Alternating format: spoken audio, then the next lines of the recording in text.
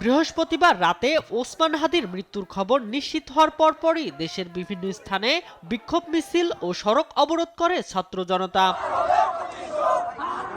রাত 11টায় বরিশাল পিরোজপুর মহাসড়কের ঝালকাঠি কলেজ মোড়ে বিক্ষোভ করে বৈষম্য বিরোধী আন্দোলনের শিক্ষার্থীরা।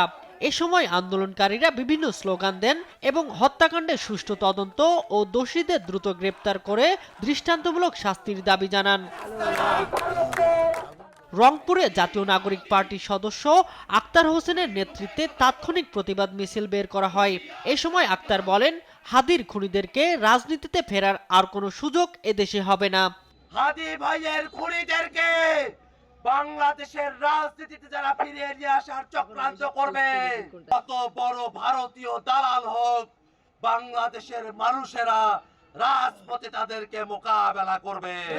চট্টগ্রামে আওয়ামী লীগের সাবেক শিক্ষামন্ত্রী মহিবুল হাসান চৌধুরী নওফেলের বাসার সামনে আগুন জ্বালিয়ে বিক্ষোভ করে ছাত্র জনতা।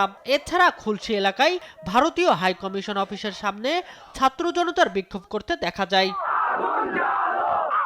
রাজশাহীর সাহেববাজার 0 পয়েন্টে বিক্ষোভ করে ভারতীয় আধিপত্যবাদ বিরোধী এবং জুলাই বিপ্লবের চেতনা রক্ষায় বিভিন্ন স্লোগান দেন আন্দোলনকারীরা। হাদির মৃত্যুর খবরে ময়মনসিংহ নগরীর টাউন হলে বিক্ষোভ কর্মসূচিতে স্বরাষ্ট্র উপদেষ্টার পদত্যাগ দাবি করা হয়। এই চক্রান্তের পিছনে যারা আছে তাদের অতি সত্ত্বে প্রশাসনিকভাবে তারা এই আসামিদের গ্রেফতার করতে হবে। বরিশাল মহাসড়কে অবস্থান নিয়ে বিক্ষোভ করে ছাত্র জনতা।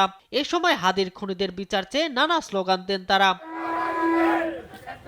ফেনী জেলা আওয়ামী লীগের আইন বিষয়ক সম্পাদক ও ফেনী জজ কোর্টের আইনজীবী শাহজাহান সাজুর চেম্বারে হামলা ও ভাঙচুর করে বিক্ষুব্ধ আন্দোলনকারীরা। একইভাবে কিশোরগঞ্জ, যশোর, নেত্রকোনা, পিরোজপুর, নারায়ণগঞ্জ ও লক্ষ্মীপুর সহ দেশের বিভিন্ন জেলায় বিক্ষোভ মিছিল ও সড়ক অবরোধ করে ছাত্র জনতা। শামীম হোসেন, নিউজ ডেস্ক, দেশ টিভি।